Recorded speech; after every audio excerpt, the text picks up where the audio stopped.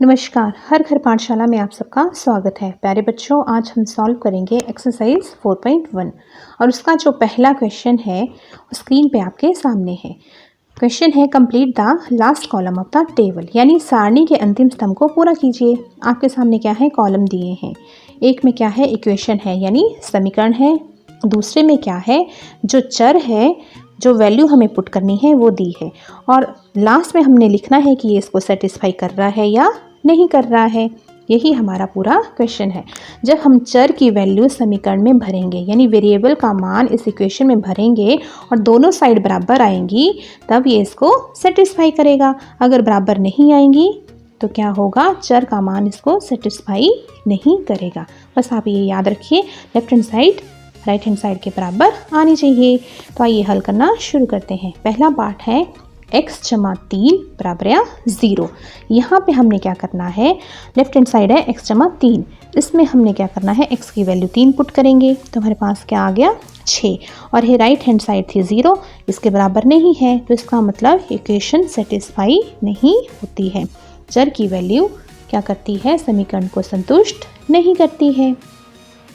अब x जमा 3 बराबर है 0, समीकरण तो वही है, लेकिन अब हमने x का पुट करना है 0 के बराबर। और जब हमने लेफ्ट हैंड साइड में पुट किया हमें मिला 3, ये भी राइट हैंड साइड के बराबर नहीं है। तो इसका मतलब यहाँ भी जो चर है इक्वेशन को सेटिस्फाई नहीं करता है, समीकरण को संतुष्ट नहीं करता है। अब यही समीकरण x जमा 3 बराबर है 0 है नेक्स्ट थर्ड पार्ट में भी, लेकिन यहाँ पे हमें चर का क्या मान भरना है, देखिए अपने बुक पे, यहाँ पे हमें चर की वैल्यू भरनी है -3। और जब लेफ्ट हैंड साइड में हम -3 वैल्यू भरते हैं तो हमें इस तरह से प्राप्त होता है। यहाँ पे अलग अलग चिन्ह है तो घटाएंगे तो ये 0 हो गया और ये राइट हैंड साइड के बराबर है। तो यहाँ पे क्या है, जो चर की वैल्यू थी 0 -3, वो क्या करती है, इसको सेटिस्फाई करती है क्योंकि दोनों साइड के आगे आपस में बराबर। तो यहाँ पे ये संतुष्ट हुआ। अब प्यारे बच्चों, जो नेक्स्ट पार्ट है वो है x - 7 बराबर 1। यहाँ पे जब हमने x की वैल्यू 8 भरी तो लेफ्ट हैंड साइड इस तरह से आई और हमें मिला 1, जो राइट हैंड साइड के बराबर है। तो यहाँ भी क्या है, इक्वेशन सेटिस्फाई होती है। अब जो नेक्स्ट है हमारे पास 6 पार्ट, उसमें क्या है समीकरण, देखिए ज़रा, इसमें है 5x बराबर 25 और यहाँ पे हमने क्या करना है, x की वैल्यू 0 पुट करनी है। और जब लेफ्ट हैंड साइड में हम x की वैल्यू 0 पुट करते हैं हमें क्या मिलता है 0, और वो राइट हैंड साइड के बराबर नहीं है। तो यहाँ भी दोनों साइड बराबर नहीं है, तो ये समीकरण संतुष्ट नहीं हुआ। अब देखते हैं नेक्स्ट पार्ट। जो नेक्स्ट पार्ट है, समीकरण तो उसमें वही है, लेकिन चर की क्या वैल्यू भरनी है हमें, बताइए।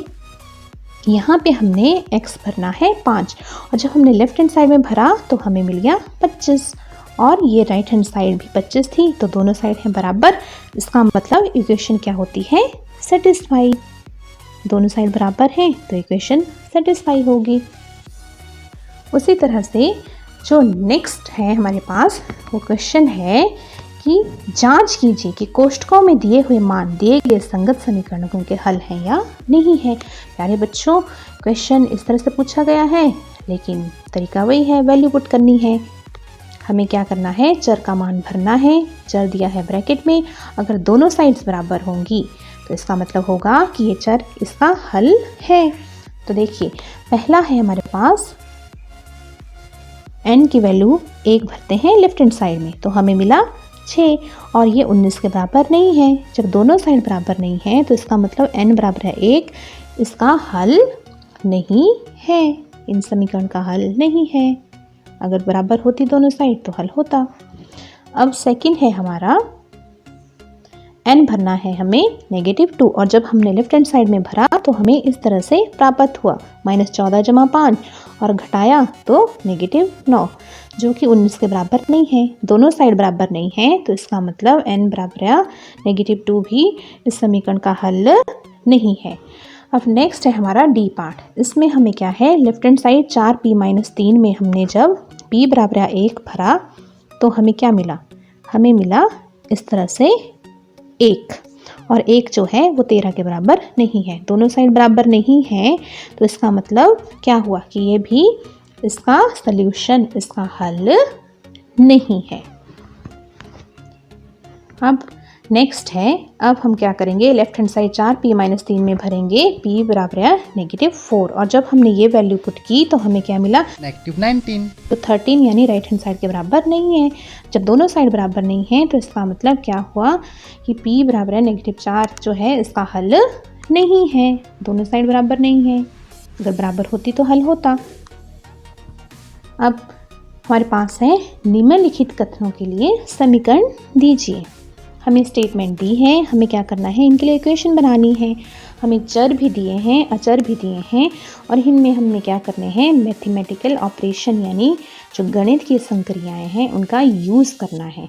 हमें प्लस का यूज़ करना है, हमें माइनस का यूज़ करना है, हमें गुणा के साइन का यूज़ करना है, हमें कहीं भाग वाले साइन का यूज़ करना है और चर और अचर में ये संक्रियाएं लगानी है और स्टेटमेंट लिखनी है।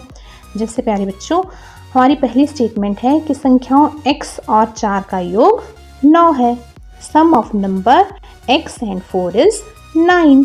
तो इसको हमने कैसे लिखना है, सिंपल, x और 4 का योग 9 है तो हमने उसको इस तरह से लिख लिया। फिर y में से 2 घटाने पर 8 होता है, उसको हमने इस तरह से लिख लिया। a का 10 गुना 70 के बराबर है, इस तरह से लिख लिया। और b को 5 से भाग देने पर 6 प्राप्त होता है, उसको इस तरह से लिख लिया। तो बाकी जो हैं समीकरण भी हमने इसी तरह से बनाने हैं। ये बहुत ही सिंपल है। प्यारे बच्चों, जो नेक्स्ट क्वेश्चन है वो है निम्नलिखित समीकरणों को सामान्य कथनों के रूप में लिखिए। ये फोर्थ क्वेश्चन का अपोजिट है। वहाँ पे हमें कथन दिए थे, उनके लिए हमने क्या करना था, समीकरण बनाना था। लेकिन यहाँ पे क्या है, हमने समीकरणों को क्या करना है, कथन यानी स्टेटमेंट के रूप में लिखना है। पहला है हमारा p + 4 = 15 यानी p में 4 जोड़ने पर हमें क्या मिलता है, 15, या p और 4 को जोड़ने पे हमें 15 प्राप्त होता है। हम इस तरह से बोल सकते हैं। सेकंड है हमारा m - 7 बराबर है 3, तो इसको हमने क्या लिखा, 7 सब्ट्रैक्टेड फ्रॉम m इज 3 यानी m से 7 घटाने पर हमें 3 प्राप्त होता है। नेक्स्ट है 2m = 7, twice of A number m is 7 यानी m का जो दुगना है वो 7 है। तो इस तरह से हमने क्या कर लेना है, इनकी स्टेटमेंट बना लेनी है, इनके कथन में को कन्वर्ट कर लेना है, समीकरण को कथन में चेंज कर देंगे। नेक्स्ट है हमारे पास इरफान और परमीत के पास कंचों की बात हो रही है। हमें दिया गया है कि जो परमीत है उसके हमने कंचे m मानने हैं, परमीत के पास कंचे माने हैं हमने m। साथ में ये भी है कि इरफान बोलता है कि परमीत के पास जो भी m कंचे हैं उनके 5 गुने से 7 अधिक कंचे उसके पास हैं और ये बनते हैं 37। समझ आया बच्चों?